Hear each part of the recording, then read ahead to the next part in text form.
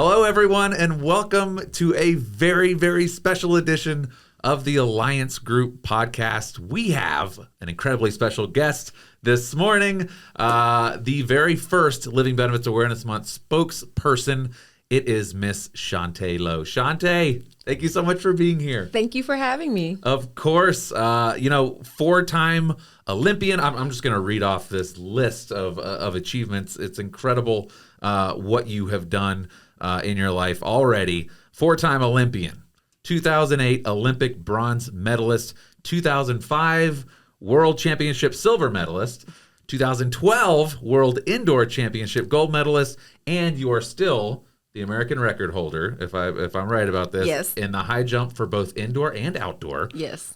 That's incredible. And of course, the most important, our first ever, as I said earlier, LBAM spokesperson. Welcome, welcome, welcome. Thank you. We can't forget that. That's the most important one right there. It is, of course. This is the crowning achievement in a long career. So we're obviously super excited to have you here. Thank you so much for being here. Thank you so much for being the first Living Benefits Awareness Month spokesperson. I know, isn't that exciting? It's so exciting. We started this years ago. I think this is year number 7 for LBAM, and we've done lots of awesome things with Living Benefits Awareness Month in the past. But we're kind of taking it to a new level by having somebody of your caliber with your story, kind of heading up Living Benefits Awareness Month for us and helping us spread that awareness. I mean, we're raising the bar. We are raising the bar. Look at that. Look at that. The first analogy of many to come. So what I want to start here. Why did this cause of spreading awareness about living benefits speak to your heart? I mean, when we approached you about this, I know that you obviously have a story that we're definitely going to get into during this podcast. But why did this speak to your heart, and why did you feel called to be our first LBAM spokesperson?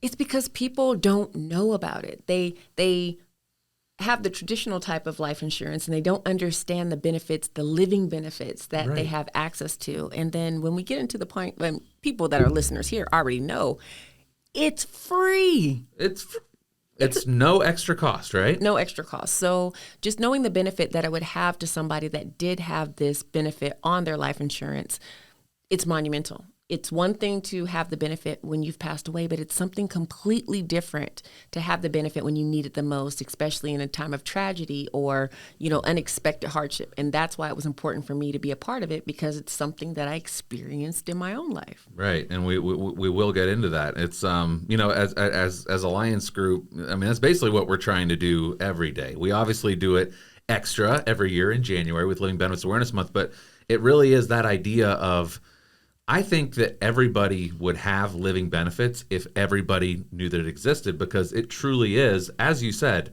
it should be a no-brainer. This isn't something that you're paying extra for that's going to give you, extra coverage. This is something that is just a new, modern type of life insurance, an evolution of this product that costs the same as the kind that would only pay out if you died. Absolutely. It's kind of like when you go and get pizza and then they say, hey, you could have all these extra toppings for free.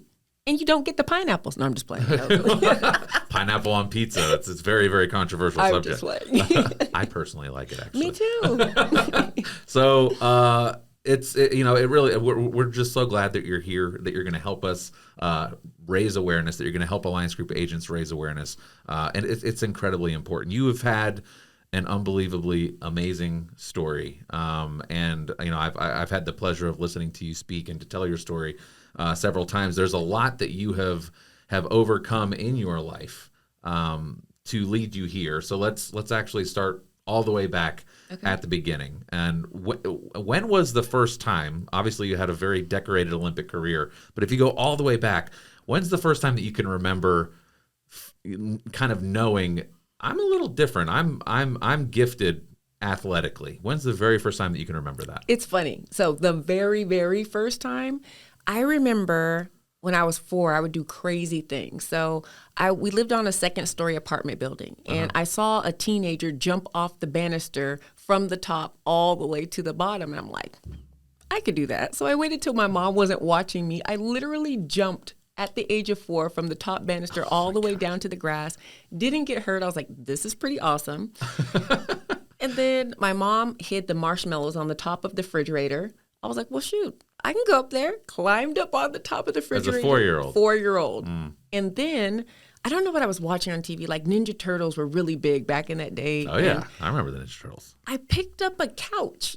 I remember picking up the couch and I was like, okay, I'm strong. This is still at 4? This is 4. And I know it's 4 because we only lived in that apartment for 1 year and the time date stamp is age 4. That sounds like the opening scene of a Marvel movie. Of course. It's like you got the superhero that's like 4 years old, like, roar! I'm like LBAM Storm. I was like, oh. Exactly. I like it. We're going to write into Marvel. I think we have an idea working there. So 4 years old, you're starting to kind of get the idea. Okay, I can do some things that my peers can't do. Do you remember maybe in elementary school or something like that, foot races or things like that? Were you always the fastest? I was, until this boy named Andrew Lemon, actually. He came back one summer, and I don't know if he had a growth spurt or what, and he came back faster than me. So then that's when I started realizing I had to apply strategy towards my running. And that was probably about like 4th, 5th grade. And I'm like, okay. So I'm like, Mom, what do I do? She's like, eat bananas so you don't cramp. Take a teaspoon of baking soda. And I'm like, okay, yeah. I'll do all those things. And I beat him, of course. Of course. It's you in high school. Well, I'll ask this, I guess. When was the first time that you started competing? I mean, did you join the track team in was it middle school? Is it? Yeah. So, organized sports were a little bit hard. My upbringing kind of was like more on the poverty side. So it was harder to be able to be involved in sports and athletics because the entry fee, the cost was a little bit much. But track was a low barrier of entry. They made it so that each athlete can compete, and it didn't matter how much money you had. They would find a way to make sure that you could run on the team. Pretty much you need a pair of shoes. Right. So yeah, it was easy. And I started running in middle school, kind of like, I did a little track meet here and there.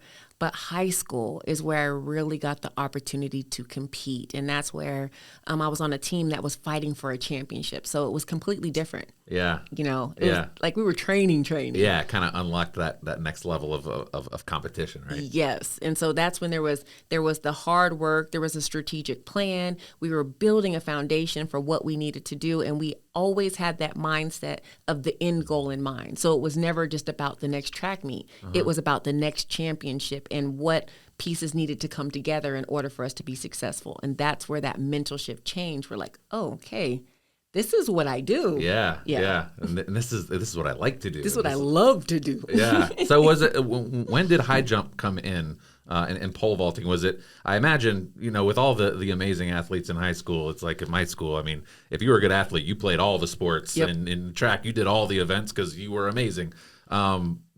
When did you start to really specialize? So I always knew that I wanted to high jump, but my high jump coach was not feeling me. Like, he was like, no, you're a fast runner. You go and stay over there. And I literally had to berate him every single day. Like, please, I'm better than all your high jumpers. I'm talking trash because I really didn't know. Right. And he was like, okay. He was like, please go somewhere. Then one day, after my hardest workout, I had ran several miles because I ran cross country. I went and did the weights. And then he's like, okay, after that, now you come and compete against my best high jumper. If you beat her, then you could become a high jumper. And I'm like, oh my goodness. And at that time, I still jumped like standing straight up. I'm doing like the Western roll before there was a Fosbury flop.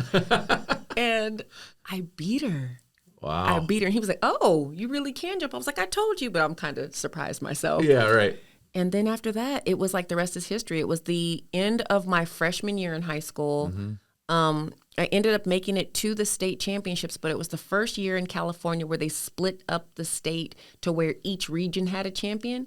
I jumped 5 feet 9 inches as a freshman and did not make the state championship because somebody in San Francisco jumped 4 feet 9. And I was just like, what? Yeah, they just had it a weird way where they separated the state. You had to be tops in your region. In my region. And I had a very, very competitive region. But the great thing about that is that loss like put a burn inside of me where the next year I was like, okay, this is not going to happen again. I'm going to be the top person in the region. And I think that kind of started a mindset of not just being good enough, but I had to be the best. Absolutely. Yeah, I heard something recently at one of our training events that FAIL is an acronym for First Attempt in Learning. Yes. Right? And it's very, very important to have those failures is kind of like a bar that then you can choose to clear. There's our second high jump analogy.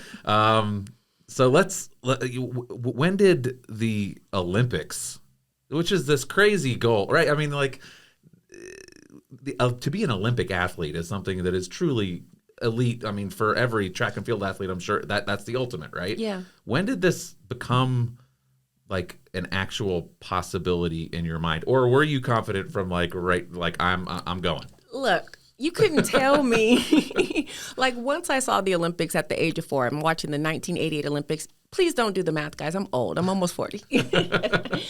But once I watched the Olympics, like that summer, I was stuck. I was hooked. There was nothing that you could tell me that would say that I would not be going to the Olympics whenever it was time. It was just a matter of when. Right. I had 3 goals during that time. I accomplished most of them. A couple of them, you can guess what I did. And I was going to go to the Olympics. I was going to marry Michael Jackson.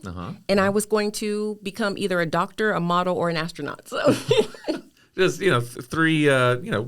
I'll take any 3 of them. It's fine. Olympic athlete. Is the one that actually ended up coming true. Yep. And let's actually jump right into that Olympic story. How does that at what age, at what point in your career do you start to really set a goal of, okay, for X Olympics, I'm going to qualify for that one? Yeah, so I always knew it would be something in the future. So high school, we're trying to get state championships. We're trying to get national championships. Throughout that 4 years, we ended up winning 3 out of the 4 years, the entire state. And the way that California is, we don't have like a Division I, Division II, Division III state champion. There is one state champion. Wow. So for the state of California, we won 3 out of my 4 years. We won several national titles. And during that time period, one of my teammates got to go to the Olympic trials while I was still in high school. So for the 2000 Olympic trials, our whole team got to watch her compete. And I think it was her senior year, maybe. And so seeing that, knowing that it was a possibility, I wasn't ready for that one because I just wasn't at that level yet. Sure. But now my targets were set on like, okay, the next one's coming in 4 years. 2004, yeah.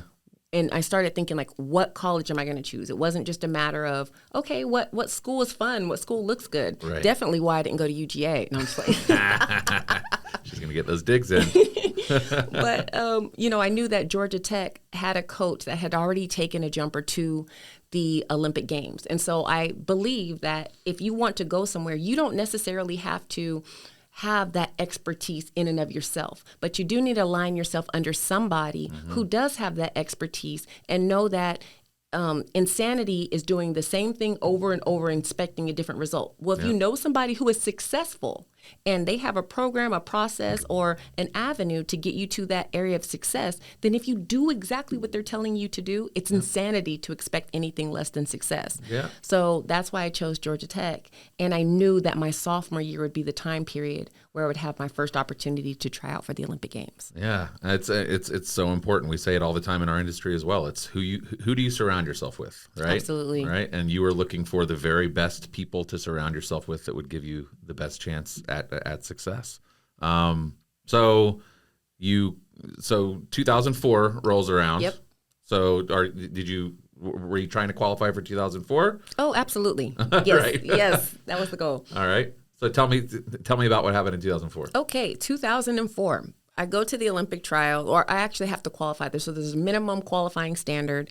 I ended up getting that probably around April. So I was going to have the opportunity to try out in June. So I get the qualifying standard in April. I am studying the other jumpers, like, okay, what does it take to go to the Olympics? I'm learning all the technique. And I go to the Olympic trials, and I have this unearned confidence that, like, okay, this is my time. You're like 20 Exactly 20 years old. Yep. Yes. And so I go to the Olympic trials. I'm jumping against like our nation's best. They don't care. They don't care if you are very inexperienced and just out of high school or still in high school, or if you have been to 14 Olympic Games. Literally, we all compete against each other. Right. And so I go out there. I have such a confidence about me because I had built the case for my success in practice. It wasn't like I was going to the competition to try to do something I've never done before. Right. Is I was going to the competition to execute something I had practiced 100 times. Yeah, and show everybody what you could do. And show off. Yeah. That's awesome. So I go to the Olympic trials. I'm powering towards the bar. I'm looking at the other competitors. I know that they have what it takes to take me out of the running, but I just stay focused. I execute what I've practiced, and I clear the bar again and again. I end up getting second place behind my training partner. So my coach actually took two Atlanta jumpers to the 2004 Olympics. Yeah. Yeah. Wow. Which was in Athens, Greece. Oh, that's awesome. Not Athens, Georgia. Right. Athens, Greece. Athens, Georgia, way cooler than Athens, Greece. So it was that. Had you been anywhere like that before? I didn't even have a passport. Wow. So I had to go to San Francisco, wait in line. My coach had to scramble to get my birth certificate. Oh my gosh. Good thing I was from California and the Olympic trials were in California. So, my aunt, mom, whoever, I don't know who got my passport, my birth certificate, but we got my passport. I ended up going internationally for the first time on that trip towards the Olympic Games. Unbelievable. So what happens in the Olympic Games in 2004? I mean, you've been to the Olympics 4 times. This is time 1 of 4. So tell me what happened in 2004. Oh, I went there and beat everybody. No, I'm just playing. Just right off the rip. Right off the rip. No. So, you know how I was telling you, I was studying film. I was learning from the other jumpers. All of these women I was watching on the screen were literally competing with me in flesh, in the person. They're a lot taller in person. Right. Expected. I'm sure there was a little bit of like, whoa, these, a little bit starstruck and just a little starstruck, star shocked, intimidated. Like I had never seen women that were like 6'7". Oh my gosh. 6'7". They're warming up with heights I had never jumped. And so needless to say, I crumbled. I jumped lower than I even jumped my freshman year in high school. Oh wow. Got sent away with just tears. And they got so many pictures of me crying. It was really bad. They got every angle of that. Every angle. But the experience, right? Oh yeah, the experience. So how do you come home from that experience? Was it tail between the legs, or was it like, all right, now I know what that looks like, and now I have to train harder so I can compete with these people? It was a matter of knowing what it looks like. Like literally every single day it burned inside of me like flaming hot coals. And that experience of being in that much pain for something I had planned for so long, I knew that I never wanted to experience that again. Yeah. So even throughout my whole entire career, the best years that I had ever had were immediately following the worst year I had ever had. Yeah. So the next year is when I went from not even making it to the final to the next year I was the world championship silver medalist. Yeah. Literally 2005. the second. Yep. So that's incredible. It burned. Yeah, it burned. It must have burned hot. It must have burned hot, Chaunte. So you go world champion, gold, silver medalist at the world championships in 2005, which is incredible. Right after that, I guess personally disappointing. It's hard to describe any appearance in the Olympics as disappointing for someone like me. But I know that you were disappointed by the result in 2004. You immediately followed up with the world championship silver medal in 2005, and now your eyes are probably on 2008, right? Yeah. So, I think even in between there was another world championships, but we ended up expecting our first child. And now you're starting a family in addition to all these other things that you're trying to do. Absolutely. And trying to graduate, ended up graduating in 2008 in May 3rd, actually 2008. And then the Olympic trials were in June. So literally no time, right? Just turn it around. Yeah. Turn it right around. So now you're going into 2008 with one child? One. Okay. Yep. You got one at that point. Now we're heading in 2008, which takes place in Beijing, China. Beijing, China. Yep. Oh, I remember those opening ceremonies. I have it on video. Unbelievable. I still watch it. It's the best one. Like I feel bad. Sorry. It was the rest of you guys. Absolute spectacle. I remember. Just being blown away by that opening ceremony. And that was also the year that Michael Phelps just went nuts, right? Oh yeah. Yeah. Yep. And Usain Bolt. Oh yeah. That's when Bolt came onto the scene, and he was became a household name. Yep. In those games as well as Michael Phelps. So, all right. So tell me about 2008. Let's talk about 2008. Okay. So 2008. Big secret. I actually watched the opening ceremonies from home because it was almost my daughter's first birthday. I knew I was going to miss her first birthday. So I stayed at home I was there for her first birthday. That's why I didn't go. I stayed home with her. We watched it together on TV. And then immediately following that, I flew to China. Oh So my gosh, that's amazing. it was a great experience, but it was my first time I was going to be away from her. And as a new mom, it was terrifying. But I remember, you always remember your first time away from your baby. yes. Yeah, that's a pretty amazing story, though. Yep. Like, sorry, I had to leave you for the first time because I had to go compete in the Olympics. Absolutely. So you get there after being able to be there for your daughter's first birthday, which is great. What happens in 2008 as far as the Olympics goes? I do the best that I could do. And I ended up jumping 198, which was really high. It's 6 feet, 6 inches. Phenomenal performance. It was nothing like 2004. Right. I made it through the prelims, made it through the final, but there was a lot of factors I hadn't prepared for at that point. So it rained like a monsoon. There was literally 2 to 3 inches of rain on the ground. Oh my gosh. When we competed. And two of the women you're splashing through puddles as you're making your approach. Splashing. That's crazy. And then on top of that, it was the highest high jump ever jumped. So 2 people broke the Olympic record in the high jump in the rain. Oh my gosh. And so it was just mentally I had prepared for a certain level, and then those women kicked it up an extra level. And I think that, like, even in my training, I'm about to drop a nugget, you guys, okay? Here we go. Big secret. One of the things that will set you apart from other athletes is preparing for any circumstance or situation. Right. Protection. There you go. Protection. And so it's important.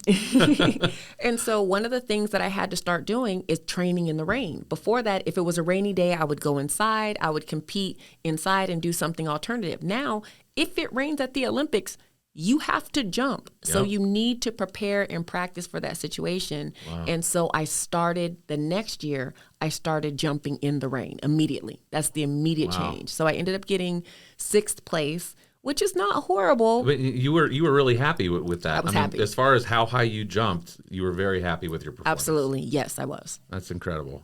So now we're through 2008.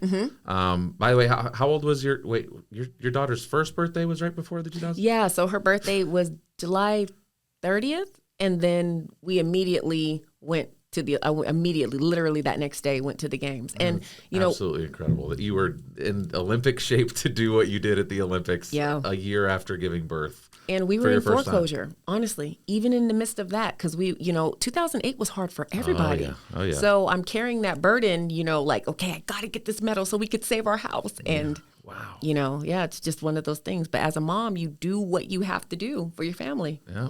Absolutely. That's incredible. Coming out of 2008, you're happy with your performance. You still have goals. Yep. You still have things that you want to do. What are you doing between 2008 and 2012? Yeah, so 2009, we did end up going through the foreclosure. And so I got a job. I ended up working at Coca-Cola Enterprises as a contract analyst. Coca-Cola here in Atlanta, Georgia, right? Now, was that position actually here in Atlanta? Yeah. So, what was it? Up in the northern part of Atlanta. Yeah. Yeah, absolutely. Yep. Awesome. Yep. So I worked there, and it was great. But what was happening is I'd have to come to practice at 5 p.m.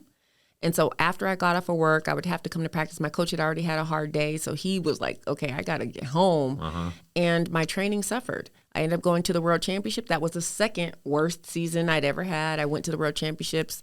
I got 7th, but I jumped low. Right. I was very disappointed. And so after this, I was like, no, I have to give it my best effort. Right. The American records. Yeah. Come the next year. So those come in. Yep. So this was the American, you set those records in 2012. Yeah, so 2 separate records. So in 2010, right. I broke the American record twice. So I broke it one time in Germany, and I was like, oh, this feels good, but I need to break the American record in America. In America. So we trained again. Within a couple of weeks, I broke it again. Wow. On U.S. soil. That's incredible. And what that record still stands. Yes, it does. And that's what is that record? LeBron James. I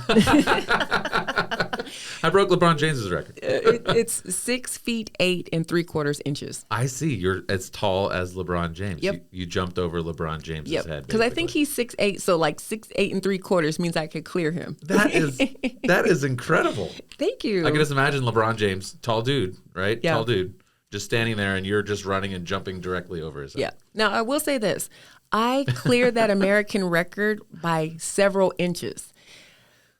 Almost a foot. When you watch the jump, it's literally almost a foot. The problem is 2.05 meters is just 3 centimeters below the world record. And I was trying to get bonuses.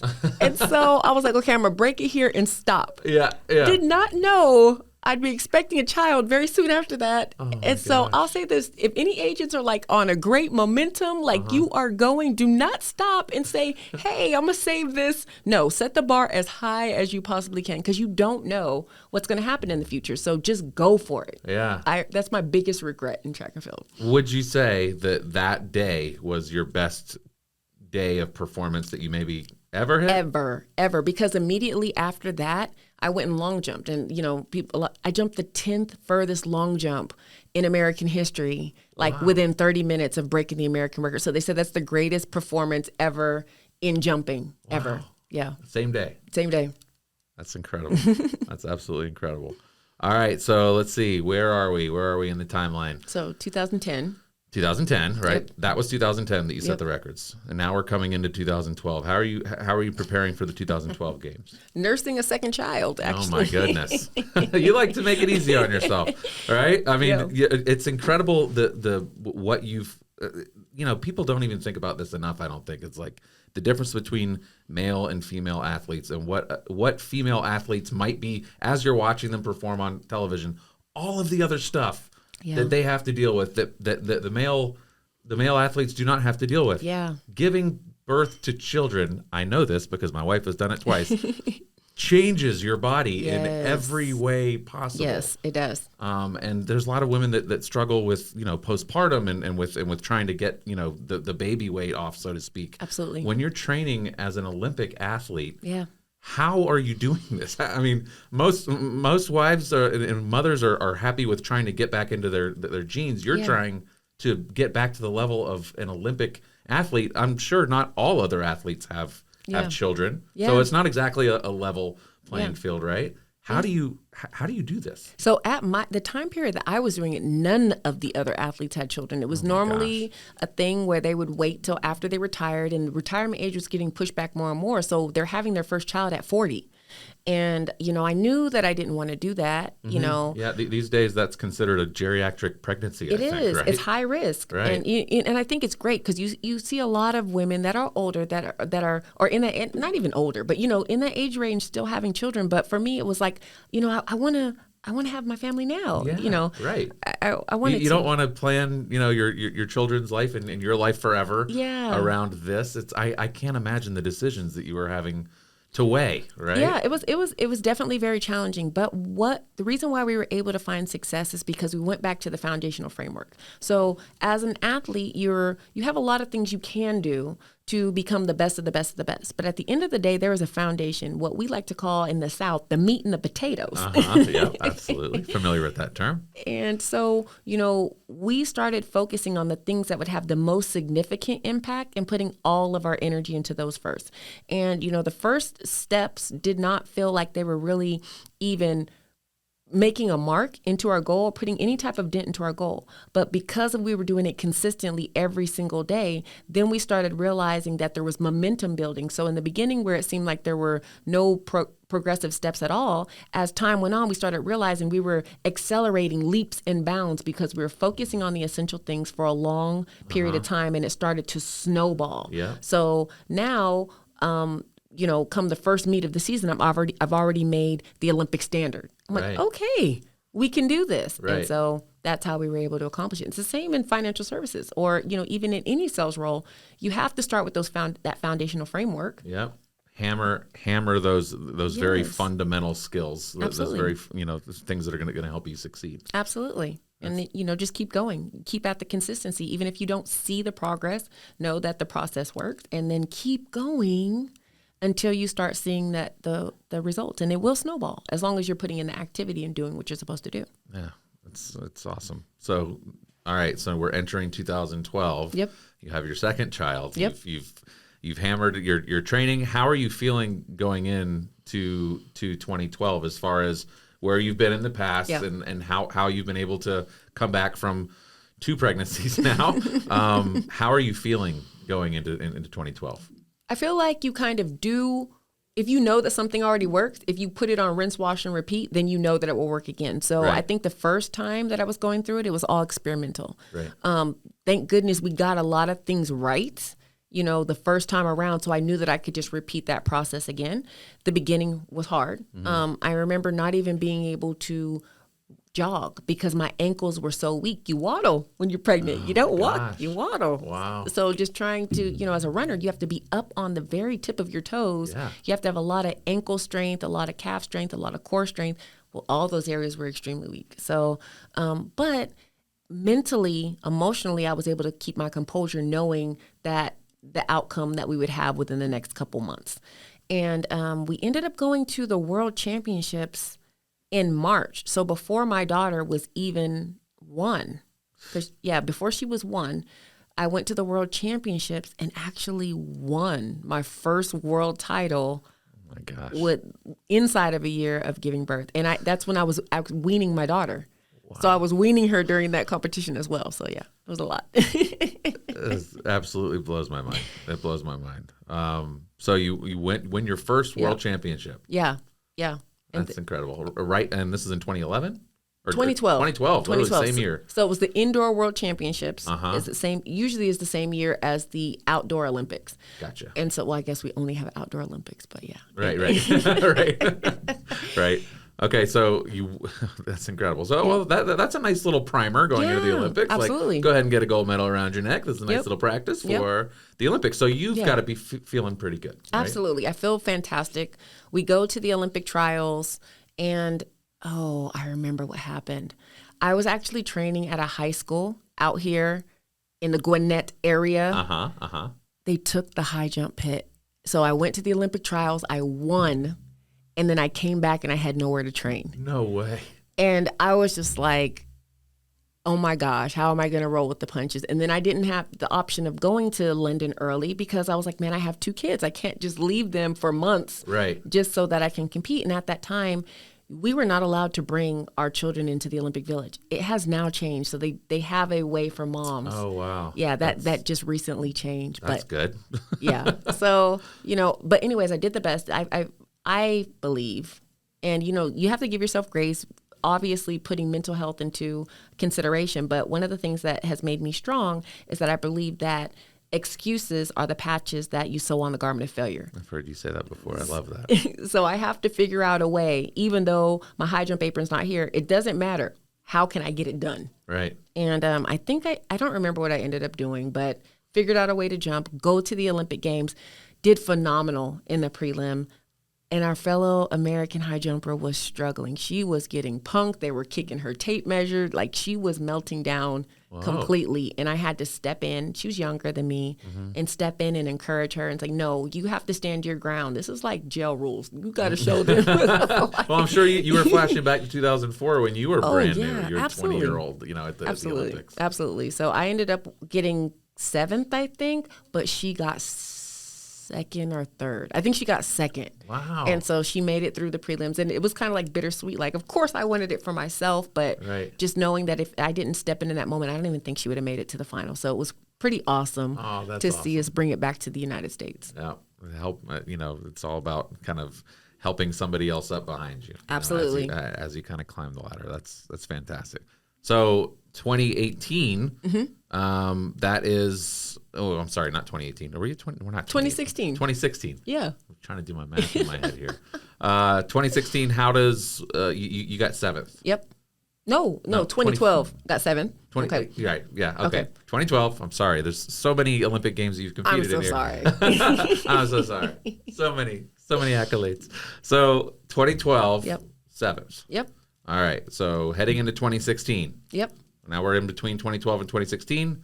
Is there another baby? Is there? Oh, yeah, there is. Oh, yeah, I had one of those. Yep, there's another one. This time it's the boy, which is pretty awesome. Boys are pretty cool. Yeah, they are. Yeah. I have 2 of them myself. I'm kind of outnumbered in the office. Most other, Lee Duncan has 2 girls. Mark Powell has 2 girls. Yeah. Travis has a boy, but I am a boy dad. Awesome. It has to be fun. It is fun, but sometimes, they fart. They do all sorts of things. They do all sorts of things. And sometimes you hear your coworkers telling these very sweet stories about their sweet little girls. And I'm like, Dude, that is not my experience at all with my boys. I've always said it's like having cats and dogs. They're completely different. Yes. They're both, both great, totally different. So yeah, I enjoy it. You have your boy. I have my boy. And so now let's do this again. Yeah. You must be pretty good at recovering from childbirth while training for the Olympics at this point. Having a plan. It's all about the plan. I think if you have the plan, and I've given it to several women that have tried to come back from maternity after me. It's like everyone that got pregnant after that was like, hey, Chaunte, what do I do? Yeah, right. Yeah. And so pretty good person to learn from. Pretty good person. I think so.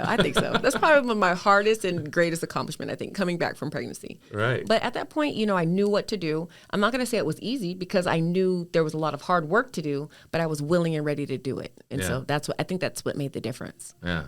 All right. So we are at 2014. 2016. It's okay. You can do this. I can get through this. All right. 2016. Yes. And this is a big one. This was 2016 took place in Rio. Oh my gosh, that's awesome. We have a lot of Brazilians that we work with. They would absolutely. I'm sure many of them were there. Yep. They're always trying to get us to go visit. It's definitely incredible, right? You definitely should visit. The food I ate palm inside of a palm tree. So good. Yeah? The food is so good there.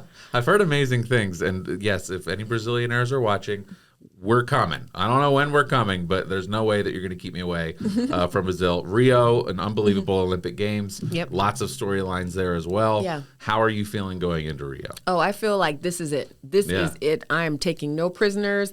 I'm not going to be nice. I'm normally like nice, but I went in there like a bulldog. A bulldog. I love it. This UGA one time. bulldog, hopefully. No, not UGA.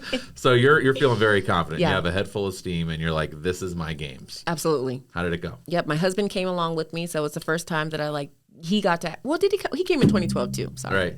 But it's the first time that I really felt extremely prepared for every single thing. There was no curveball that could be thrown at me. I have experience under my belt. I have training under my belt. I am killing it. They took my high jump pit again, but I was prepared for it. People trying to sabotage Disney took it this time. What? Yes. That mouse. I'm going to write a strongly worded letter. So you overcome that again, not having a place to train. Yeah. Unbelievable. And here you are. You're in Rio. Oh, yeah. I get through the prelims, get through the finals. I get past sixth place because remember, at the Olympics, that's the highest I've gotten. Get past sixth. I am in fourth place. Now, it's kind of like a four-way tie. So I just put myself in last place just so I don't lose the edge. Right. The other three jumpers, they go before me. I'm the last jumper. So I'm watching them. They miss all their attempts. I'm like, okay, this is it. I'm coming in here, the number one jumper in the world. Not even the nation, the world. Wow. And I'm like, okay, this is my time. It was literally a pedestrian height, something I clear all the time at the Olympics. So I'm like, good. What is that height? Do you remember exactly? It was 2 meters. So is 6. I don't think in that. What is that? 6 feet, a quarter inch or something along those lines. It wasn't that high. 6 feet, a quarter inch? No. Sorry, 6'6", a quarter inch. Okay, I was about to say, dude, that's not LeBron James at all. That's like me. It was like 6'6". And a little 6'6", 6'7", maybe 6'7". Mm-hmm. And I go up to the bar. I power towards the bar. I feel the gap between me and the bar, so I know we're good. Mm-hmm. But then I'm like, okay, am I really, really good? I feel no part of my body touch it as I'm gliding over. And then I feel like every single part, we're down to the toes. Bar's still there. I feel it. And then at the last moment, I nicked the bar literally barely with just my toe. And then it wiggles, wobbles, falls. Gosh. Literally, I knew I was never going to do it again. I was like, I like food, as you could tell. This diet is not for a lifetime. You're like, this is it. This is it. So, I've heard you tell that story. It's obviously burned in your memory. Yeah. That moment, a very shaping moment in your life. It is. Right? But something that you have taken and you've turned it into a positive, right? I mean, it's we have these moments in our lives that can either ruin us or they can help us build, something even better to make a positive out of it. Yeah. It seems that that's what you've done with it. I had to, because I remember sitting in the White House and looking at all my teammates, and I'm just watching them, and they all have their medals. So when you come to the White House, they say, all right, wear your jacket, wear this, wear your medal. So we're all wearing matching outfits. The only thing that's distinguishing us is who has medals and not, and then what medals they are. And I'm looking around like I've went to the Olympics 4 times, literally have 4 pieces of paper that says, you have participated in the Olympics. Yeah. And I felt like a failure. And I'm like, how is it that I'm in the White House? Like, yeah, how can you be in the White House feeling like a failure? Right? Yes. And some of those people, I was like, you only went 1 time and you got a medal. Yeah. But, and I realized, I'm proud of my teammates. Like, this is not the feeling that I want. And I was like, no, you have to be brave enough to rewrite your story as a success story. You have to take everything that you've done and add up all those little accomplishments, because anything that you accomplish that is mighty, big, and, above and outside of yourself, there has to be a billion little things that you have conquered, won, and overcome in order to get to that moment. Right. And I realized, like, I already have 3 gold medals. I looked around that room. There wasn't a single other person out of 500 people that had a baby. Right. There was, let alone 3. Yeah. 3. And I realized that I had crazy to redefine that success. I can't, because the reality is when I watch the Olympics, and if I'm being completely transparent, completely honest, even though I was inspired by the moment of FloJo getting on the medal stand, getting her gold medal, and hearing the national anthem being played, my goal was to go to the Olympics. It wasn't until I started comparing myself to everybody else where it's like, did you get the gold? You going for the gold? Going for the gold? And I started redefining success based on what other people considered successful. Yeah. And the reality is, to me, if I had that gold medal but didn't have a family, it wouldn't mean success to me. Yeah.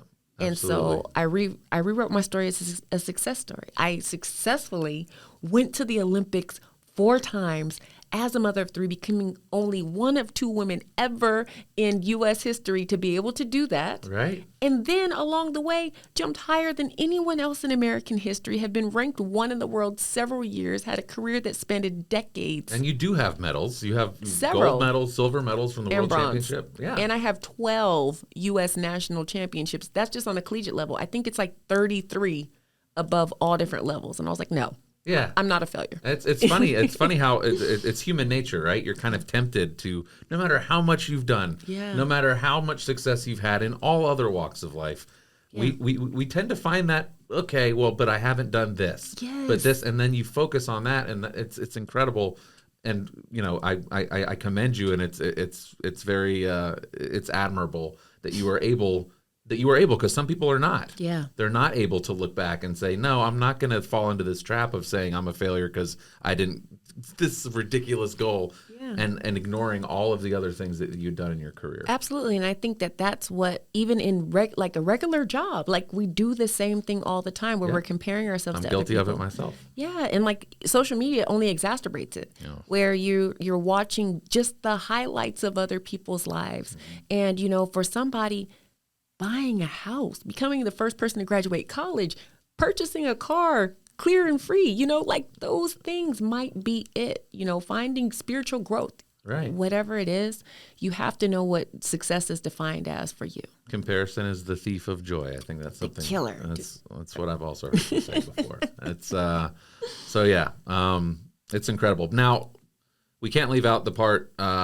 It's 2016. Yep. I got it right this time. Yep. 2016 is the year, right? Yeah. There's some things that happened actually after the Olympics. Yeah. That did allow you to realize that goal of becoming an Olympic medalist. Oh yeah. Tell me about that. We totally skipped over that part. Oh yeah. So now, you didn't have that medal in the White House directly after the Olympics, but then there were some things that happened. Tell us about that. Well, do we want to talk about the job? Yeah. We'll talk about that later. Yeah, I've got that later. We are going to get to that for sure. Okay. So I was at work somewhere, and I started getting messages on my phone. These are years later. This is 2016. 2016. I get calls on my phone, and they were the other high jumpers telling me congratulations. And it's like, what are you talking about? And there's language barriers because there's like Belgium to English or German to English or Croatian to English. So I'm like, are they saying These all it mean congratulations. What are they talking about? Like, are they saying it wrong? Like, did Trent, like, what do you mean? They're like, Right. congratulations, Olympic medal. So I was like, why are all these medalists trolling me? This is mean. Like, why? They're all playing some sort of horrible practical joke. Yes. It's so, the funny thing is I'm sitting, actually, and I was waiting for my husband because he was taking the PMP exam at the same time. So I'm sitting back, and I'm all of a sudden I get these messages and I'm like, what is this? And then finally, one of the other jumpers sends me an article and she tells me that 8 years earlier, in 2008, when I was competing in the rain, when I had the nursing baby, when I was at the Olympics kind of doing the best that I could and kind of like taking my licks in the middle of a foreclosure. Right. There were 3 women who placed in front of me who cheated and doping, and I was actually going to be reallocated the Olympic bronze medal. From 2008. From 2008 in 2016. That's Beijing. Yep, Beijing. Yes. Where Usain Bolt, Yeah, right.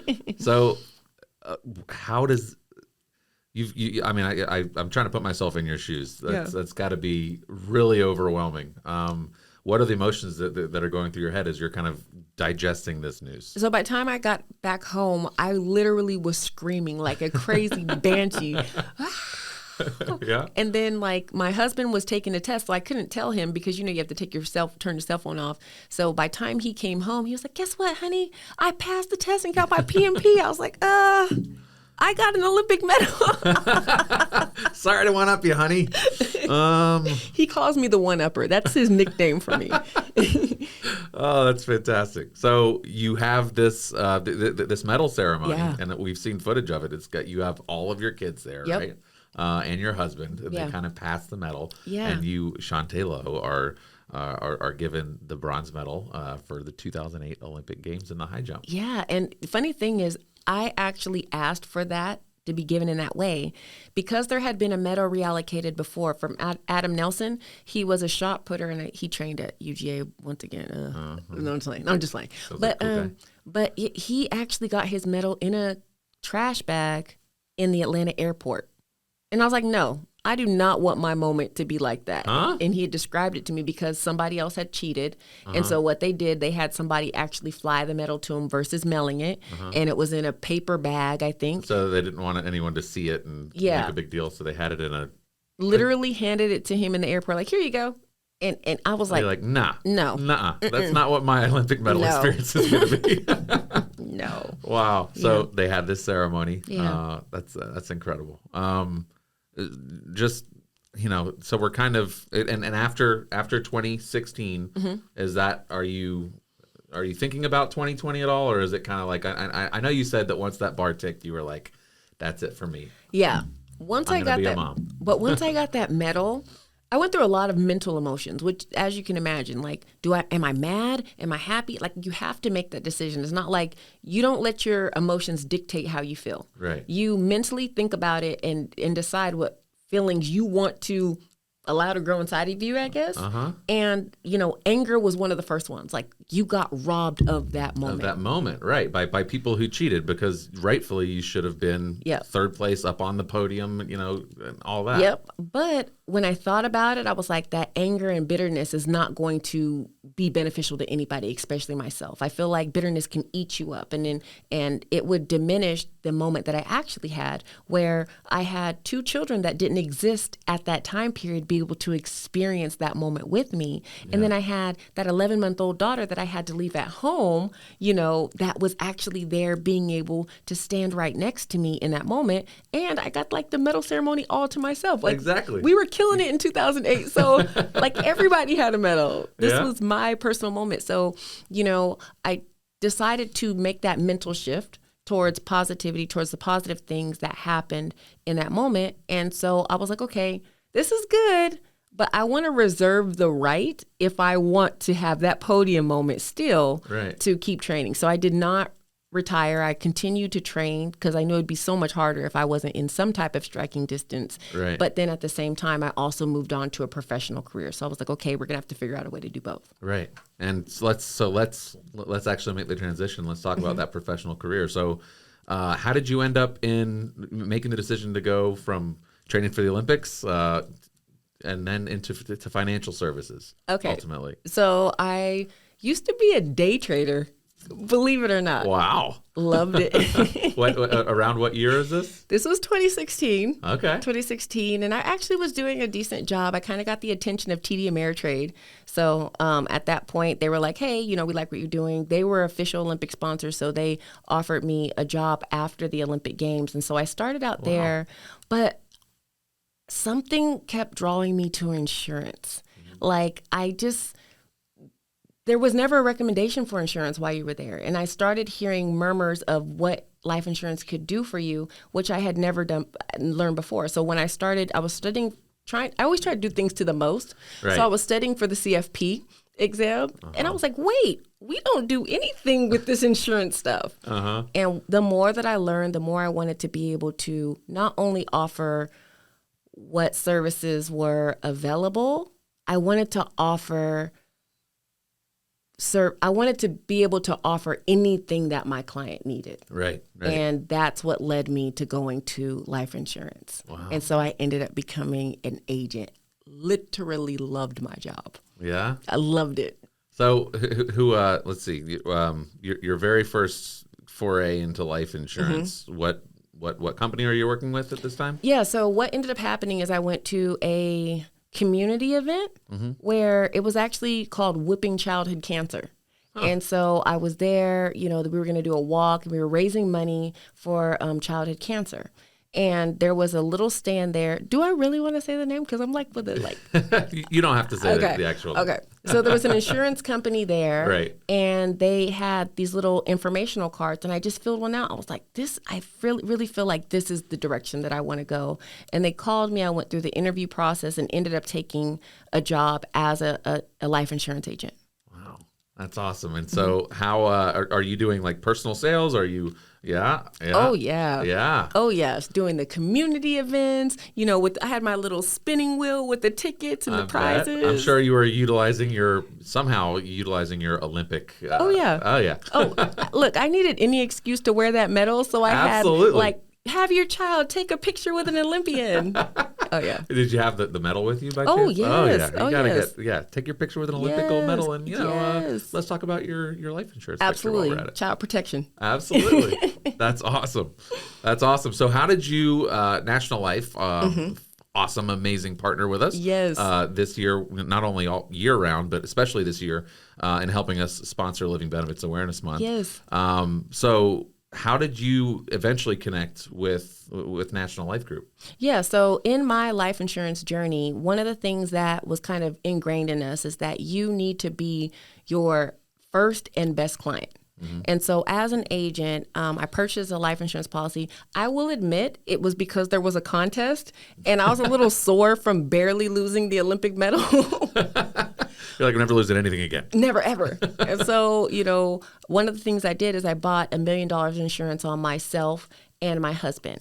I made sure that I had all the appropriate riders because with this company, some of the things that we talk about here, like with the living benefits, it did not come automatically. Right. So it was something that you had to pay extra money for, but I knew there was enough value in it that I ended up doing that. Right. I paid the extra money. And I had this policy. At this point, I literally had select preferred rating, my insurance was 3 cents. Yeah, right. I'm sure. I literally make the joke is you're not going to get the very top, don't ever quote, your clients the top rating. Yep. Only Olympic athletes can get that. So I'm guessing you probably got those top ratings. It was very, very low. It was very low. And the thing I loved is you could lock in this rate forever. Wait, they could never raise it? And so I was like, okay. So I purchased it. I won the contest. Literally one of my highlights of my career. Add that to the list. Check. But then I didn't really think about it. At this age, I was 34, the best shape of my life. The insurance, it was going to be there. Yeah. But it wasn't costing you much. But, it's really important to talk about the journey. Would you like to talk about that now? Because that leads into how I met National Life. Absolutely. So, cancer is something, of all the things that you've overcome, and we've gone through many of those. One of your biggest challenges is still ahead of you. Talk about the leading up to what was eventually a cancer diagnosis for you? Yeah. So, I had that life insurance policy, didn't really think much of it. I'm like, okay, this is something I'll use when I'm maybe 70, when I'm in a long-term care type situation, if I need some help there. But I didn't think it would be something that I would use young. Well, in the next year, 2018, I think we're now at this point. Yeah, so I started the life insurance as 2017. So 2018, I have this little lump. It's nagging at me. It's so tiny. I'm just like, okay, it's probably nothing, but let's at least see and get it checked. I mean, it's literally the size of either a grain of rice or half of a grain of rice. Wow. And I go to the doctor. Initially, the doctor tells me, don't worry about it. Nothing's wrong. It's a lymph node. I don't want to see you back for 6 years when you're 40 years old and it's time for you to start having your mammograms. So I'm like, okay, good. Whew. Great. Wow. But like it kept nagging. I'm constantly feeling this thing literally like 20 times a day. I'm like, okay, yeah, it's still there. Yeah, it's still there. 11 months later, I'm like, no, I have to go back. And that's why self-care is so important, knowing your body, taking the time to pay attention. And if your body is giving you alarm bells, go check it out. Yeah, absolutely. Thank goodness you did. I did. And so ended up going back to the doctor. They're like, oh, this thing has changed. Unfortunately, it's breast cancer. And, I remember being so incredibly shocked because you're literally like the pinnacle of health. Right. I'm not feeling sick. I'm not feeling sick. I'm not tired. Like nothing's going on that's weird. I'm still running. And, I'm running, training-ish just in case I want to go to the Olympics. But, it felt like a truck hit me in that moment. And I think that, having a life of optimism, I brought my kids to the appointment. They were actually there. Wow. And so I had to pretend like everything was fine. It was about an hour-long drive home. And I'm sitting in the car like, oh, my goodness. And then I'm in the closet with my husband. The kids are, when we get in the driveway at home, I tell them what's going on. They're just crying. Like one drops in the driveway, one drops in the house, one drops, in the living room. And I have to climb over my kids, go into the closet. And at that point, that's when I break down. And cancer is like the scariest word. You're like, okay, I could deal with a heart attack. I could deal with a stroke. Yeah. But cancer. So much unknown. Because we've all seen it. Right. Like it's something that's so prevalent that we've all seen it in our life. And so at first I was like, well, I guess this is how it ends. And, I was so incredibly excited that I had my husband. He said no. He literally was very aggressive and he told me no. And he started reminding me of all the little battles that I had won throughout my life leading up to that moment, reminding me of the fight that's inside of me and telling me, no, you have to fight. And once he told me that we had to fight, I realized that he was incredibly right. And that devastation, I immediately snapped out of it. I snapped out of it because it's changed your frame of mind. Absolutely. Because no longer is it, let me stop and wait and see what's going to happen to me. It's like, how do I increase the probability and the odds of survival? What information and tools do I have at my disposal to be able to ensure that I could be here for the milestones that are important to me? Watching my kids graduate, watching them get married, growing old and pranking my husband. Like these are the important things. It's the priorities, So I can't imagine what's going through your head. Obviously, you have that mindset shift. Yeah. But there's got to be some scary thoughts that are going through your head. I mean, how old are your kids at the time? Oh gosh. Yeah. So they had to be 4, 6, and 10, maybe. My gosh. Somewhere along. Yeah. Somewhere. I mean, do you feel this pressure? You kind of mentioned it earlier. Yeah. You've obviously got to be terrified at first, right? Do you feel this pressure to put on a brave face for them? Yeah.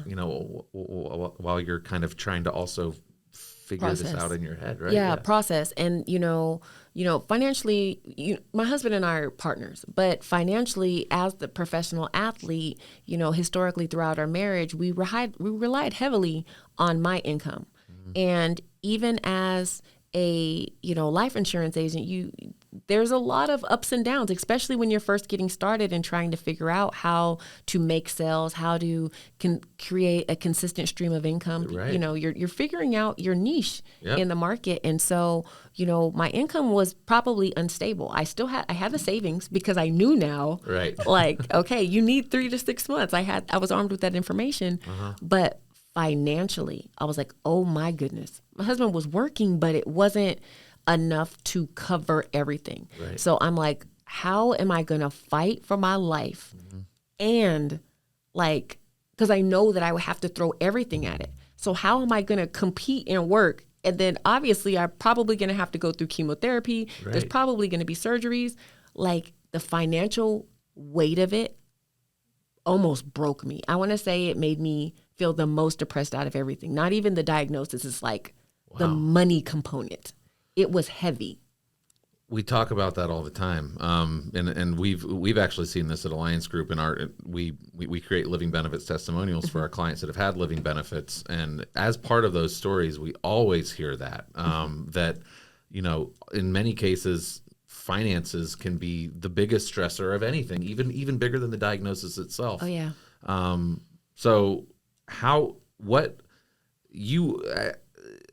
When you were learning about your diagnosis, I always imagine one of the first things you want to do is figure out what type of cancer this is, and then go Google it. Right? Oh yeah.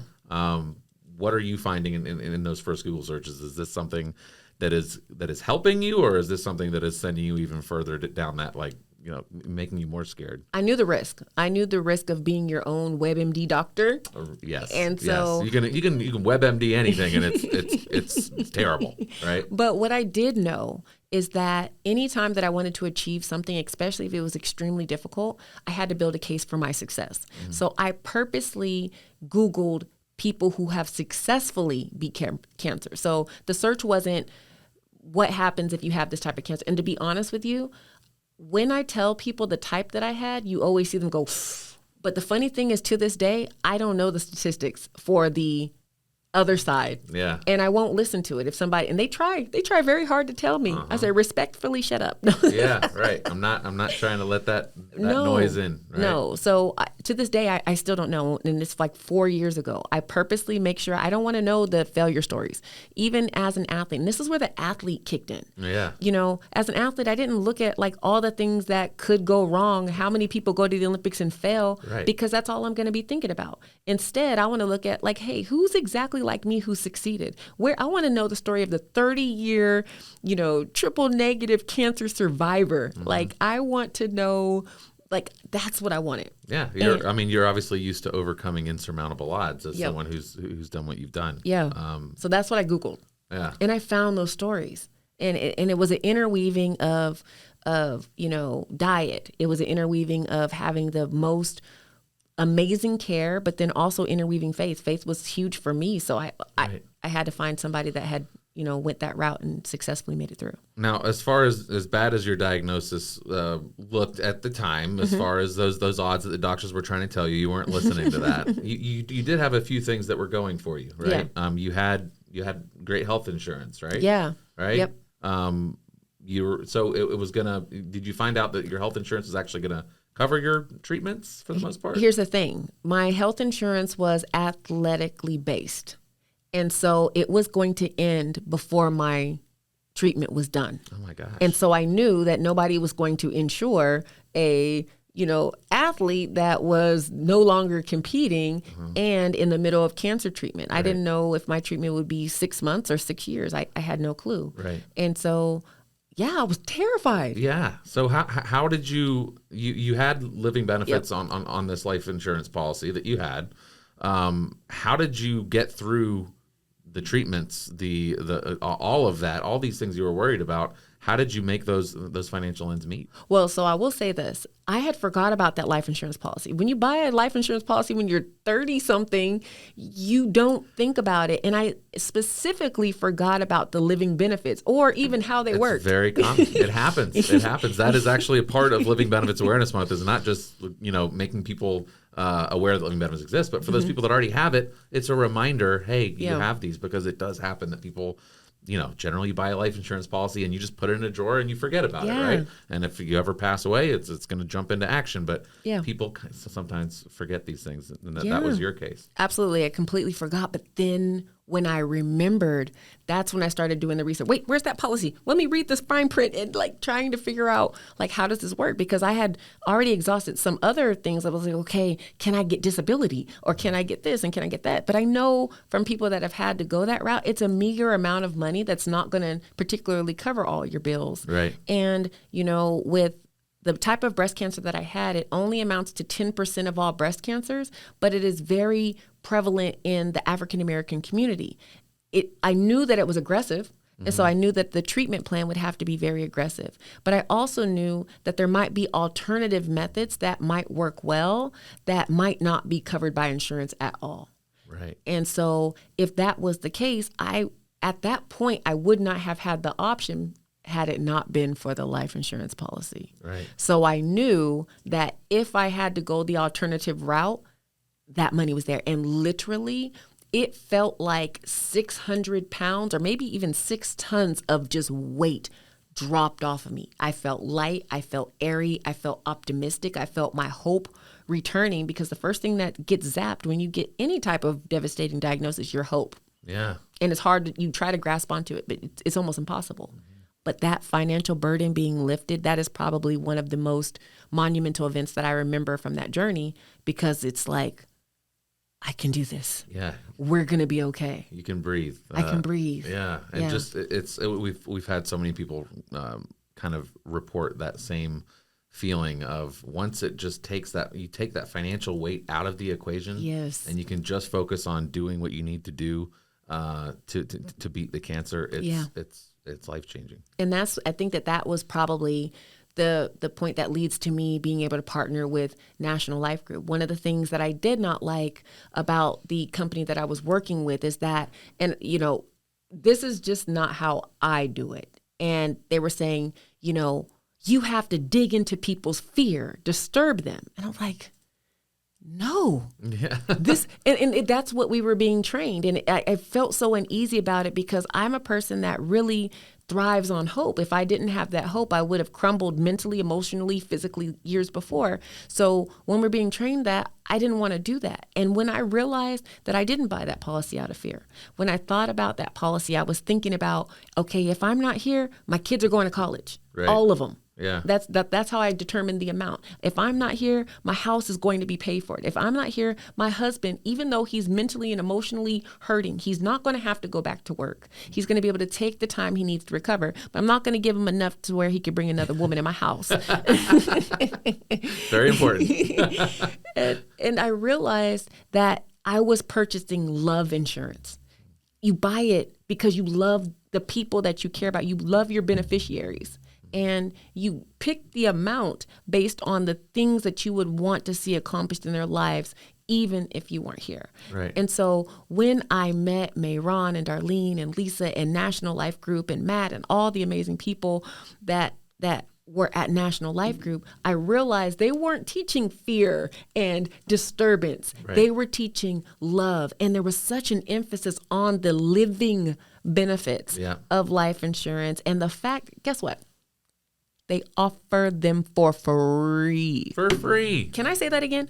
Free. This isn't something that you are adding to your policy for an additional cost. This is something that comes built in, baked in to your policy, that just makes it so much more useful. Absolutely. Right? So you're still, the thing about living benefits is, you're still checking the box for those people who are like, well, I need life insurance because I'm a responsible human adult and I have people that depend on me and I love them, right? So you're still checking that box, but you're also putting these living benefits in place that are going to protect you if something happens. Yeah. Just like it did with you. And even if you end up not using those living benefits, you're going to benefit from having that peace of mind, knowing that if I need to hit this button and get some money, because I want to go explore an experimental treatment, or something isn't covered by health insurance, or whatever it might be, I have that money's there, and that's got to just change your mindset. Oh, it does. It does. And, I was very, very fortunate. I had a great community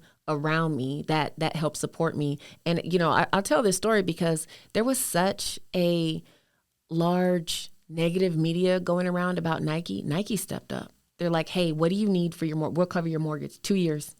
Wow. And just covered it. And so even though I wasn't competing as an athlete, they still continued to step in and support me. So like when it was a community thing. And I think that when you have organizations that are driven by cause, and you align yourself with partners and organizations that are driven by cause. That's why I love. So I'll go back to your first question. I love being part of this mission and this campaign. And it was so important for me to join in and be the spokesperson because it is driven by cause. Right. There are going to be, unfortunately, people that hear this broadcast or agents that share this broadcast with people that they love and care about. And somebody's going to buy it and they're going to need it. Mm-hmm. Yep. And regardless if we talk to them or not, whatever, if it's just one person, even if just one person, but that activating event was going to happen anyway. The difference is going to be, are we going to be able to write them a massive check to be able to give them that hope, to give them the financial security, to be able to make sure that we could give them that peace of mind to be able to fight that battle and win. That's the difference. Let's actually talk about. I don't want to skip past the good part of this story, right? Oh yeah. All right. Ding ding ding ding. So talk about. You've touched a little bit on as far as treatments. How long did you go through treatment? So my chemotherapy was 6 months. And I ended up having to have a double mastectomy. I had to have lymph nodes taken out. I ended up getting a reconstruction, and I had to have chemotherapy. So it's grueling treatment. And what's what is keeping you going through that? That has to be just a very dark time, right? You would think so. You would think so. You would think so. Something tells me Chaunte turned it into a positive. I'm good at that. You absolutely are. I'm good at that. I was a math major, so 2 negatives equals a positive, right? There you go. Little nerd joke. But anyway. So, throughout that entire process, I started learning the staggering statistics. I think you get to touch a little bit about it as a life insurance agent, when you have people doing the medical exams and you're starting to figure out hey, people actually have some things that they're dealing with. Well, why did I freeze? You made a face. And no, it's okay. Did I say something? No, but anyway, so when I started learning the staggering statistics about cancer, right, and how many people are impacted by it, I think the statistic is every 14 seconds, somebody in the world is diagnosed with cancer. And that here in the United States, that 1 in 8 women in their lifetime will be diagnosed with cancer. And I had no clue that men will be diagnosed with cancer. So these seem all gloomy, downcast statements. But the reality is I felt empowered that I could do something about it. And so that's when I definitively decided, no, I'm training for these Tokyo 2020 Olympic Games. It's not about winning. I don't care. I just need to get there in front of the cameras and be able to share this story because one woman or man would get checked. So kind of like LBAM. Yeah, right. We just need to get the word out. Spread awareness about. Spread awareness. Yeah. Exactly. That's incredible. So you turn this, or do you remember? Tell me about the moment that you got your all clear, right? Yeah. So it's in pieces. So even now, what's the date today? Today is August 10th. Yep. So I just hit the 4-year mark from surgeries and all that stuff. But you get it in stages. So the first step is after the surgery, they're going to do biopsies on the tissue that was taken out. They took out some of my lymph nodes. And so at that point, you're figuring out, okay, what stage is this? Right. Immediately after, and they say that this is rare beyond rare, we found out that it was just stage 1. So it hadn't spread on to any other part of my body. I mean, the doctor literally said, we have never seen this cancer at stage 1. Wow. Because it grows so fast and so rapidly. And then you were really on top of it, right? I mean, you came to your doctor after he told you to go away and don't come back to your 40. Yeah. You were persistent, and thank goodness. And I'm not 40 yet, so I still would not be even going for my first mammogram for another 6 months or so. Wow. So but then after that, then they start doing the MRIs, the CT scans, checking out other areas of, the body that might say that, okay, it's spread to further distant areas and that it's going to be a later stage. But so that came in pieces. So then after that, you get to the point where you finish chemotherapy. So immediately after my surgery, it's like, okay, all the cancer is taken out. It hasn't spread anywhere else. And so it's like, okay, you're all clear. Now we're going to make sure that it never comes back. Right. And so finishing the last ringing of the bell, like that felt great. And then I think I had a time period where I was experiencing something. I don't remember, swelling or something. And I had to go back in for scans. And I remember that's when the mental battle was the hardest. Every time that I would get a bruise, a scratch, something, I'm like, oh my gosh, it came back. Right. And I went to the doctor and they did a full scan, and I had to go to the airport before I even got the results. Oh my gosh. And I'm about to get on the plane. I can't imagine waiting for that call. And I was about to get on the plane, and they told me, like, all right, you're all clear. We checked your whole body. There is no cancer. I think that was the final moment. Like after 3 years, I was finally able to say, okay. It's gone. It's gone. Behind me. Yeah. And before that, I wouldn't even tell people that it was gone. Wow. Because I just, Yeah, you're just always preparing, just in case I have to take this next step. But I made a decision, like, no, I'm going to claim it. I'm going to proclaim it. I'm going to be confident in what the doctors say. I'm not going to live my life in fear. That's incredible.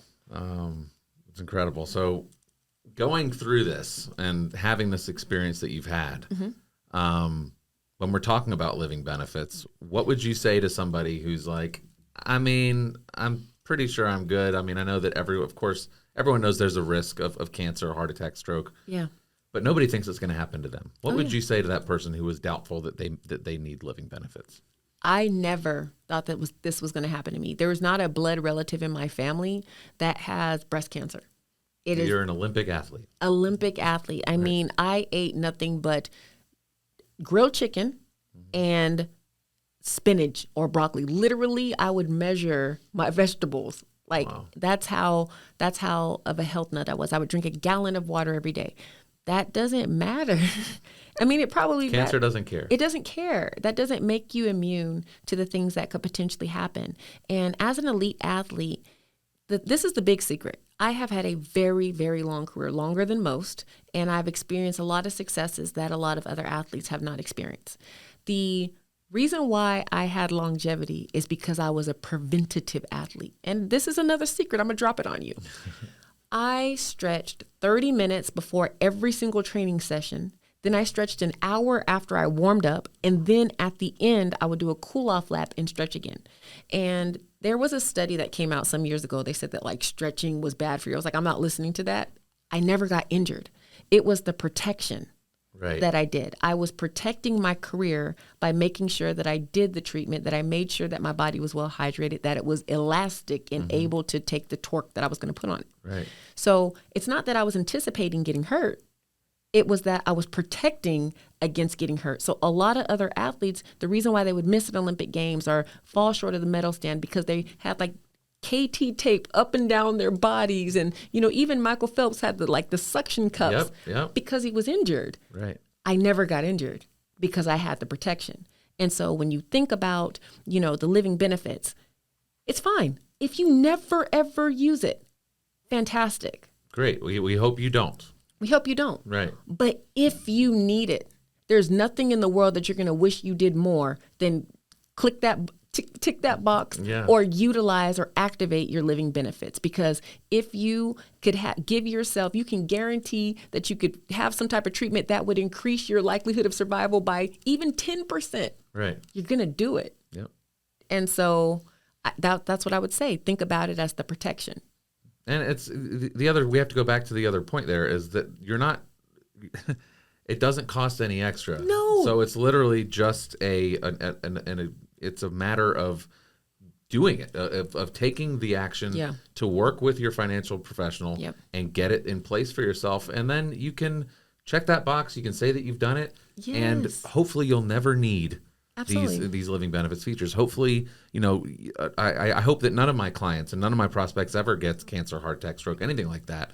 But it is so important to know that is there for you in case it happens. And in your case, didn't even have to use them in your case. Yeah. But just the knowledge that they were there and that money was waiting if you decided to utilize it at the snap of a finger that it would be there for you, that was huge for you. And even still, if I ever needed it, it's still there. Right. It's still there. And I think that, when we think about these things, make sure that you're with a company that understands enough to know that this is something that you're going to need. And look at the statistics, look at the probability. If you really don't take our word for it, right. Look at the probability of how many people are impacted by a heart attack. Look at that list. It's 200 different activating. Yeah, right. Am I guessing it right? About 200? For triggers for living benefits? Yeah. Well, it's over 27 on the critical illness. Yep. But then when you come to chronic illness, it can be all sorts of different things. Anything that leaves you unable to do 2 of the 6 activities of daily living. So, there's so many things that are covered. There's so much protection that it affords. And, it's, again, no one thinks this is going to happen to them. No, but statistically, it can happen to you or somebody that you know. Right. So even if you get it for yourself, don't be greedy. Yeah. Don't hoard it. Go tell people. I have to say, I've as an agent myself, I have clients. Yeah. And when you offer these policies, you try to talk to everybody that you can. You try to raise awareness, but there's going to be that person that you didn't talk to. And I have so many agents at Alliance Group that have told a similar story to me. But then, you'll see on Facebook, you'll see somewhere on social media that someone got a diagnosis, or someone suffered a heart attack, or someone has a chronic illness or was in a car accident. Yeah. And every single time, it's kind of the curse of being a living benefits representative, right? It's every single time that happens, you're like, I could have helped them. Yeah. And just tell them. If you tell them, you open your mouth and tell them, and they choose not to act on it, at least your conscience is clear, because you know that they need something, and you're informing them about it. If you don't tell them, then I think it will haunt you. Yeah. If they ended up needing it. It's true. It's true. And it does. Again, that's kind of the double-edged sword. I've also had the opportunity to help somebody. I had a very close friend of mine in college that I sold a life insurance policy to with living benefits, $750,000 30-year term policy at National Life Group. Yeah. And never thought that he was going to need the living benefits. Yeah. This is just, at the time he was 37 years old, I think. Wow. Was just getting the life insurance done a little bit late. I'd been bothering him for a while. But I helped him get that in place for himself, for his wife.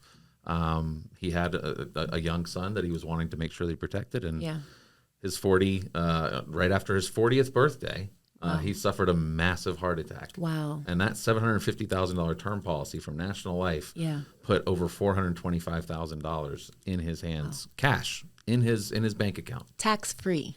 Tax-free. Like that's mind-blowing, right? That we even have a nation that is forward-thinking enough to say, hey, this is important enough, and if they need it in this vital, critical time in their life, we're going to give them access to it tax-free. Tax-free. Nothing's tax-free. This isn't tax-free.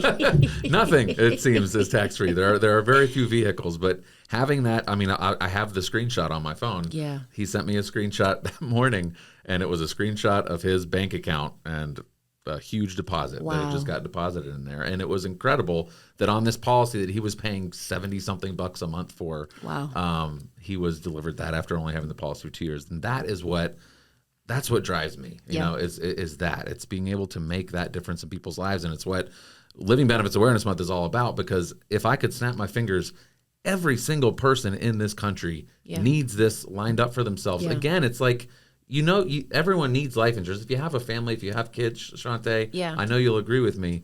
You need life insurance. Yeah. There's no reason not to have life insurance in the year 2023. Absolutely. 2024. There's no reason not to have life insurance with living benefits. Absolutely. And then as a challenge, and you can cut this out if you have to, but as a challenge, look at the cost of long-term care. Look at the expenses. It's expensive. It's incredibly expensive. And just to be able to lighten that burden during COVID-19, we lost a family member who was under a long-term care situation for 2 years. So she suffered a massive aneurysm, was completely unresponsive, unable to move. And, thank goodness she survived. But for 2 years, it was a very, very hard on the family financially, Yeah. emotionally, and just not having something that was in place that could have been activated to help alleviate some of that unexpected burden. We were in the middle of a pandemic. People were working less. So there was already a financial strain on top of that. You have to care for a loved one. So now you're taking out loans against your house. You might have paid your house off, but now you're having to take that loan against it just so that you could help care for a loved one. And you don't want to be in that position if there's something that you could do now to be able to prepare for moments like that. And I'm not a gimmicky person. I don't support anything I don't believe in. Right. And this is something I truly believe in. I think everybody should know about. Absolutely. So I'm going through my notes here. I think we've covered a lot. I'll ask you this, Chaunte. What are your hopes for Living Benefits Awareness Month, and what do you hope to accomplish? Okay. As the first spokesperson ever. The first. She loves that. She loves being the first. I do. The first and the best. No, it's fine. That's right. Hey, hopefully, to date, absolutely. Today, right? You're the one-upper, huh? You're going to one-up it next year. No, so what I'm hoping to accomplish is a couple things. Number one, I want, agents and representatives to feel very confident. Feel like it's a mission to be able to share this information. If you can think of anybody that's in your circle or you're like, I'm kind of afraid, I don't want them to think this and this about. Think more about the fact that if they need it, could you be able to look their family in the eye or look them in the eye and know that you've done something great for them, right. And it's just being brave enough to share it, but then also to be able to create fantastic content that explains it in an easily digestible way that makes people feel like, you know what? I'm going to do it. Yeah. I'm going to do it. And this is why. And you guys already have amazing, fantastic content. I enjoyed watching all of it. It had me laughing, had me rolling, but I loved going through the comments. They were saying like, wow, it's so easy to understand. Oh my goodness, I didn't get it. It always is that. It seems like that's always, once the light bulb goes on and they're like, wait a second. Yes. So it doesn't cost any extra. Well, what's the catch? What's the catch? There's no catch. There's no catch. The catch is, the reason people don't have living benefits is because they don't know about it. Yeah. And now you know about it. Yeah, absolutely. Right. Absolutely. And so that's the first thing. And then the second thing is, I want it to be something that's so much more common. Mm-hmm. And I don't think that there's really a case where you sit down and explain it and somebody actually gets it. Right. And then like, oh my gosh, I wish I didn't know about this. Like, no. They're like, yes, oh my gosh, this exists. Yes, I want this. Yeah. I want it. And that's it. That is what we find is once people truly understand what living benefits are, they understand they don't cost anything extra. It is that no-brainer that it's like, well, this doesn't make any sense. What are the reasons that I wouldn't do this? Yeah. You have to say, well, there aren't really any. Yeah. And they get it in place for themselves because they do see the value. Absolutely. I want to talk about one more thing before we go. You've recently added yet another feather in your cap. Ooh. In March, you were appointed to the President's Council on Sports, Fitness, and Nutrition. Yes. Joining the ranks of, Travis was very excited about this, Arnold Schwarzenegger, who is his personal hero. Yeah. So what does one do on the President's Council of Sports, Fitness, and Nutrition? That is, oh my gosh. That's a big deal. Yes, it's really, really cool. So, I don't know if some of you guys can remember the days where you would go and do a series of contests or tests in elementary and middle school, and you would get that little patch. The presidential medal. President's physical fitness. Yes. Yes. And there were two levels. I think it was blue and red. Well, I didn't know, but I only got the blue, I guess. Yeah. I have a feeling you weren't messing around with red. The stretching part was the hard one for me. Like my little hamstrings were pretty tight, but other than that, I was on the red level, so I'll be honest. But yes, I do remember that program. Yeah. So we're this division is particularly responsible for that. We are responsible for coming up with recommendations on sports in the United States from the younger level all the way up to the professional level on fitness in education in schools for all the American people and nutrition. So, but we advise the president. That's so cool. So it's really, really cool. We get to come together. We had our first committee meeting yesterday, and I'm missing a committee meeting today. Oh my goodness, that's my fault, isn't it? It's okay. It's recorded, so I'll be able to go back and. Well, the president can wait on us. It's fine. But I'm so honored to be able to be a part of that, because some of the conversations that we get to tackle is like free lunch and access in schools, nutrition for athletes when they're competing over the summer. And I know that like with National Life Group, we are really, really focused on childhood hunger. And so just to be able to take some of the greatest concerns that we have that are already interwoven into the culture that we have, to be able to take them to the highest ranks of government policy is pretty awesome. And they asked me to be a leader, and I was like, I don't. Okay. That takes me out of my comfort zone. Yeah. Well, it's a place that you've definitely thrived outside of your comfort zone throughout your career. Oh yeah. We're Chaunte, I'll say again, we're just so excited to have you as part of this Living Benefits Awareness Month, our first ever spokesperson. An absolutely amazing career, an amazing life that you've had so far, overcoming so many challenges and rising above everything. And we can't wait to create some really awesome content with you in the studio back there and help get this the word about living benefits out to hopefully hundreds and hundreds of thousands of people who need it. Hundreds and hundreds of millions of thousands of millions and billions of people. I like that even better. Chaunte, thank you so much for joining us. All right. Thank you for having me. Listen to this interview and more on the Alliance Group podcast.